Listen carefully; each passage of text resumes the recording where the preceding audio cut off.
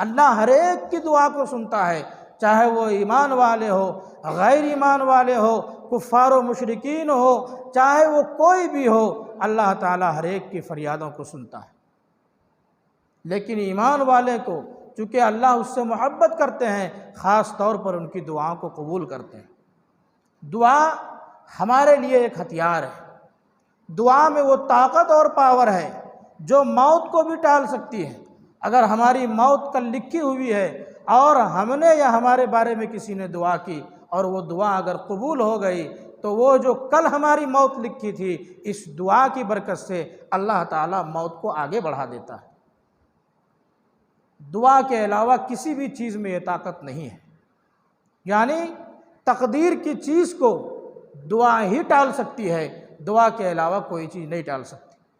دعا کو مومن کا ہتھیار کہا گیا، اس لیے کہ جب کوئی پریشانی، آفت اور مصیبت آ جائے اور اس وقت ہمارے پاس کوئی سبب اور ذریعہ نہ ہو تو دعا مومن کا وہ ہتھیار ہے، دعا مومن کے پاس وہ مضبوط طاقت ہے کہ جس سے اس پریشانی کو اللہ سے دعا کر کے وہ ٹلوا سکتا ہے، ختم کروا سکتا ہے۔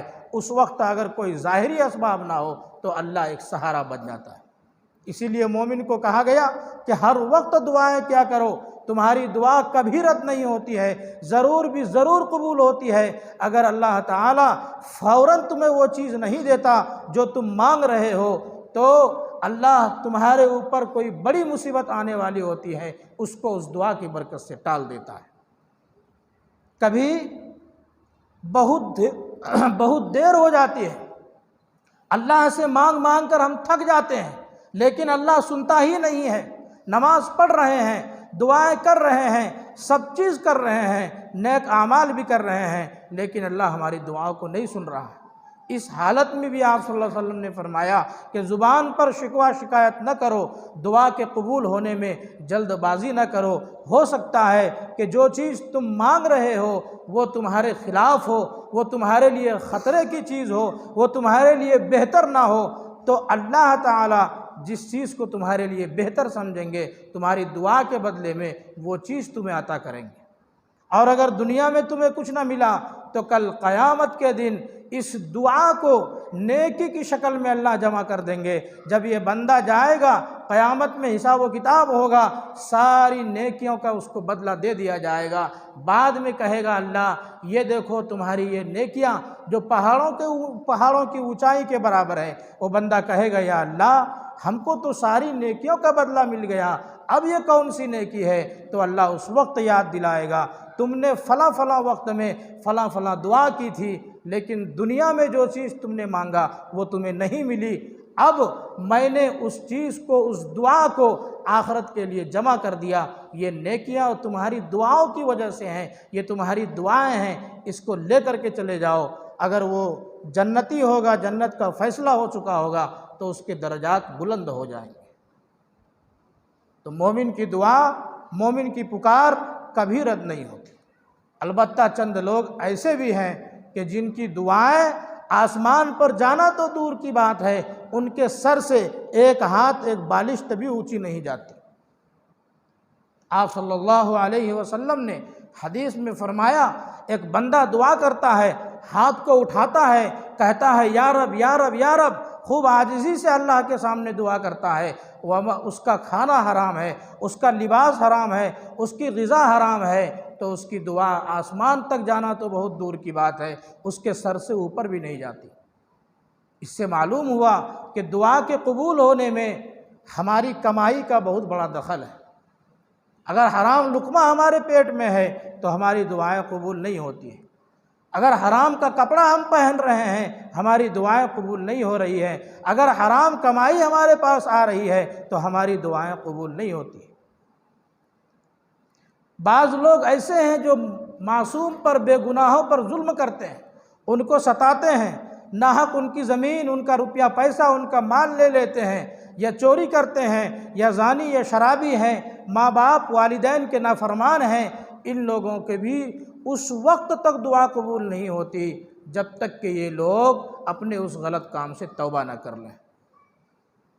تو بندہ گناہوں میں مبتلا رہتا ہے، اللہ کی نافرمانیاں کرتا رہتا ہے لیکن اپنے گناہوں کی طرف دھیان نہیں دیتا، اپنی نافرمانی کی طرف دھیان نہیں دیتا، اور وہ خالی اللہ سے دعا کرتا ہے، تو اس کی دعا قبول کہاں سے ہوگی؟ اس لیے آپ صلی اللہ علیہ وسلم نے خاص طور پر تاکید فرمائی کہ تم پہلے اپنے اعمال پر غور کرو، اگر تمہارے اعمال صحیح ہوں گے تو تمہاری دعائیں ہر وقت قبول ہوا کریں گے۔ اور حلال رزق کا دعا کے قبول ہونے میں بڑا دخل ہے۔ جو حلال رزق کی فکر کرے اللہ تعالیٰ اس کو مستجاب الدعوات بھی بنا دیتے ہیں، یعنی وہ کوئی بھی دعا کرے اس کی دعا ضرور قبول ہوا کرتی ہے۔ بعض اوقات ایسے ہیں، بعض وقت ایسے ہیں جس وقت میں اللہ خاص طور پر دعاؤں کو قبول کرتا ہے۔ حدیثوں میں آتا ہے کہ جب اذان ہونے لگتی ہے تو اذان کے وقت بھی اور اذان کے بعد بھی اللہ تعالیٰ دعاؤں کو قبول کرتا ہے۔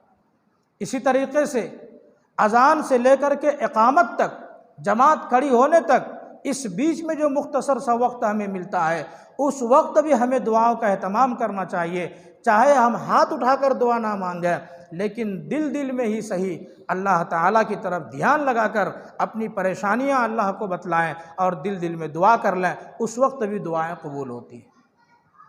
بعض روایتوں میں ہے کہ جب دھوپ میں بارش ہونے لگے اس وقت بھی مومن کو چاہیے کہ دعا کرے، اس وقت بھی اللہ دعاؤں کو قبول کرتا ہے۔ بعض روایتوں میں ہے کہ جب مرغا بانگ لگانے لگے اس وقت بھی دعائیں قبول ہوتی ہیں۔ اور اسی طریقے سے مختلف اوقات، جمعہ کا دن ہے، فرض نماز کے بعد کا وقت ہے، یہ تمام ایسے اوقات ہیں جس میں اللہ مومن کی دعاؤں کو قبول کرتا ہے۔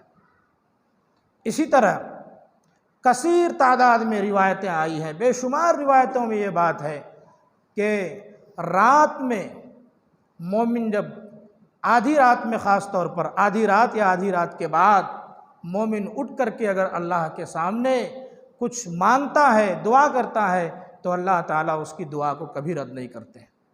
یعنی رات کے وقت اللہ تعالیٰ خاص طور پر مومن کی طرف متوجہ ہوتے ہیں اور پکارتے رہتے ہیں کہ آ جاؤ میں تمہاری طرف متوجہ ہوں۔ اس وقت بندہ جو کچھ بھی مانگتا ہے اس کو قبول کر لیا جاتا ہے۔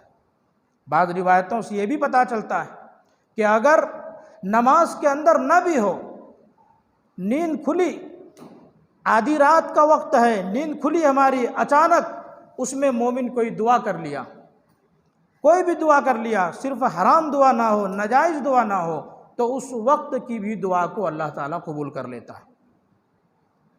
یہ تمام اوقات یہ بہانے ہیں، دعا کی قبولیت کے بہانے ہمیں اور آپ کو دیے گئے۔ پہلے کسی بھی امتی کو حضرت آدم سے لے کر کے آپ صلی اللہ علیہ وسلم تک جتنے نبی تشریف لائے، کسی بھی نبی کو یہ اوقات نہیں دیے گئے، دعا کے قبول ہونے کا اتنا آفر کسی بھی امتی کو نہیں ملا۔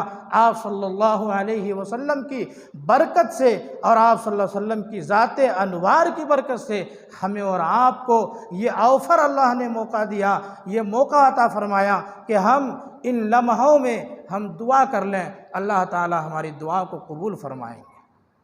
تو ان موقعوں کو ہمیں غنیمت سمجھنا چاہیے۔ دعا کے کچھ آداب بھی ہیں۔